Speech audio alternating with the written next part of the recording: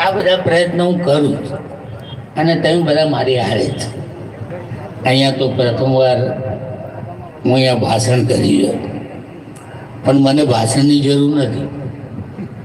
તમે બધા મને સમજો અને મને વધારે કહેવા ન ગમતું, પણ તમને ભગવાન કરે બધાને સુખી રાખે અને કોઈને તકલીફ પડે તો અહીંયા ઉના 15-20 દિવસે હું અહીંયા આવતો રહું.